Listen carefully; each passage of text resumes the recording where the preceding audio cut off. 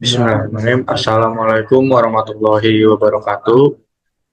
Perkenalkan, nama saya Agung Setia Purwana dengan nomor NIM 352110204, Fakultas Teknik, Prodi Teknik Industri, Universitas Vita Bangsa. Di sini saya akan membawakan perilaku organisasi atau memahami dinamika individu dan kelompok dalam organisasi.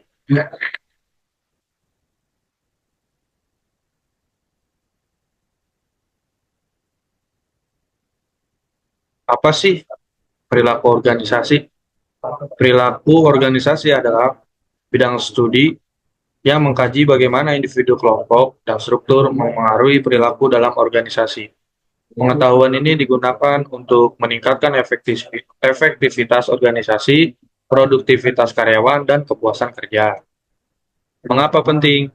Organisasi terdiri dari manusia dan perilaku manusia sangat kompleks. Yang kedua, perilaku individu dan kelompok dapat mempengaruhi keberhasilan atau kegagalan organisasi. Yang ketiga, dengan memahami perilaku organisasi, kita dapat menciptakan lingkungan kerja yang lebih baik dan meningkatkan hasil organisasi. Tujuan utamanya yaitu yang pertama, mengidentifikasi dan memecahkan masalah perilaku di tempat kerja. Jika ada masalah, ini poin nomor satu sangat berguna untuk mengidentifikasinya. Yang kedua, meningkatkan komunikasi dan kolaborasi antar anggota organisasi agar tidak terjadi miskom. Yang ketiga, mendukung perubahan organisasi secara efektif.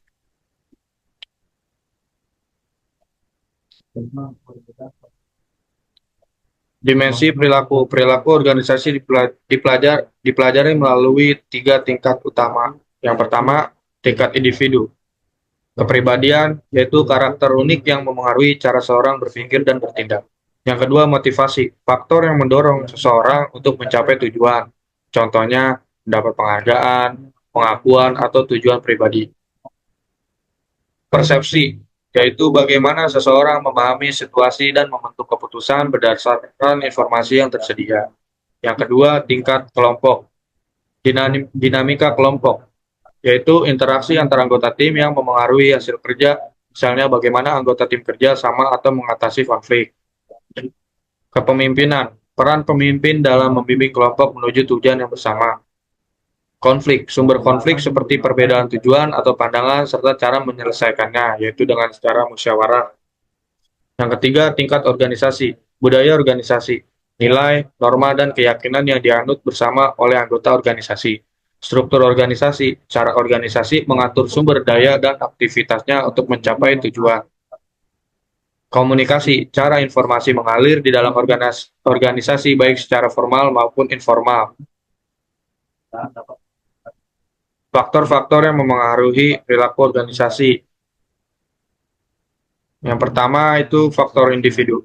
Kepribadian, sifat individu seperti ekstroversi, stabilitas emosional, atau keterbukaan terhadap pengalaman baru. Nilai dan sikap, pandangan individu terhadap apa yang benar dan salah, serta sikap mereka terhadap pekerjaan. Keterampilan dan kemampuan, kompetensi teknis, interpersonal, dan konseptual. Yang kedua, faktor lingkungan. Budaya kerja, lingkungan tempat kerja yang mendukung kolaborasi dan inovasi. Sistem reward, pemberian penghargaan yang sesuai untuk memotivasi karyawan seperti bonus atau pengakuan. Ini sangat sangat penting untuk sistem reward dikarenakan menumbuhkan semangat untuk para pekerja. Yang ketiga, faktor organisasi, struktur organisasi, tingkat hierarki, span of control, dan pembagian tugas. Gaya kepemimpinan, pendekatan yang digunakan oleh manajer untuk memimpin tim seperti gaya demokratis atau otokratis. Konsep utama dalam perilaku organisasi. Yang pertama itu ada motivasi. Teori Maslow menjelaskan hierarki kebutuhan manusia, mulai dari kebutuhan dasar, psikologis, hingga kebutuhan aktualisasi diri. Yang kedua, teori Herzberg menekankan pada dua jenis faktor, yaitu faktor motivasi, peningkatan produktivitas, dan faktor kebersihan, mengurangi ketidakpuasan. Yang kedua, kepemimpinan. Gaya kepemimpinan, pertama itu ada otokratis, pemimpin membuat semua keputusan. Ada demokratis, keputusan dibuat dengan melibatkan anggota tim, dan ada laissez-faire, pemimpin memberikan kebebasan penuh kepada anggota tim. Yang kedua ada teori transformasional pemimpin yang mampu menginspirasi dan memotivasi anggota tim untuk melampaui tujuan pribadi mereka demi keberhasilan organisasi. Yang ketiga itu ada dinamika kelompok, proses pembentukan tim, forming, pembentukan, storming, konflik, norming atau penyesuaian, dan performing atau kinerja yang tinggi. Yang kedua, strategi resolusi konflik, kompromi, kolaborasi, atau menghindari konflik. Manfaat mempelajari perilaku organisasi. Yang pertama, meningkatkan produktivitas, yaitu dengan memahami motivasi dan kebutuhan karyawan, manajer dapat menciptakan strategi yang mendukung kinerja maksimal. Yang kedua, meningkatkan kepuasan kerja, lingkungan kerja yang positif, membuat karyawan merasa dihargai dan puas. Yang ketiga, mengelola konflik, yaitu memberikan alat dan pendekatan untuk menyelesaikan perbedaan pendapat secara efektif. Yang keempat itu ada meningkatkan komunikasi, itu memastikan informasi yang jelas dan terbuka antar tim dan departemen. Tantangan dalam perilaku organisasi. Yang pertama ada perubahan organisasi.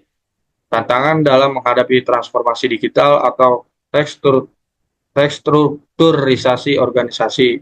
Dua, ada perlawanan terhadap perubahan dari individu atau kelompok tertentu.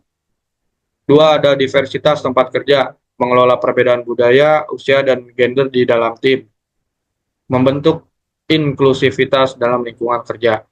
Yang ketiga, ada komunikasi efektif, mengatasi hambatan komunikasi seperti perbedaan bahasa atau saluran komunikasi yang tidak jelas. Dari semua materi dari awal sampai hari itu kita ambil studi kasusnya, kepemimpinan transformasional di perusahaan teknologi.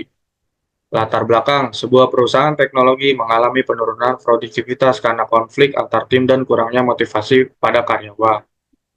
Ada solusi, pemimpin baru memperkenalkan visi yang jelas, memberikan pelatihan kepada karyawan, dan menciptakan sistem penghargaan berbasis kinerja, seperti reward, ya bisa emas, bonus, atau hal yang lainnya. Hasil kinerja meningkat 30% dalam waktu 1 tahun dan tingkat kepuasan karyawan melonjak secara signifikan. Nah, ini sangat menguntungkan bagi perusahaan. Kesimpulan dari ini yang pertama, perilaku organisasi merupakan kunci keberhasilan dalam mengelola individu dan kelompok di tempat kerja. Yang kedua, dengan memahami dimensi individu, kelompok, dan organisasi, manajer dapat menciptakan strategi yang efektif untuk mencapai tujuan. Yang ketiga, tantangan seperti perubahan dan diversitas dapat diatasi dengan pendekatan yang tepat. Memahami perilaku organisasi adalah investasi untuk masa depan organisasi yang lebih baik. Terima kasih. Sekian dari saya. Wassalamualaikum warahmatullahi wabarakatuh.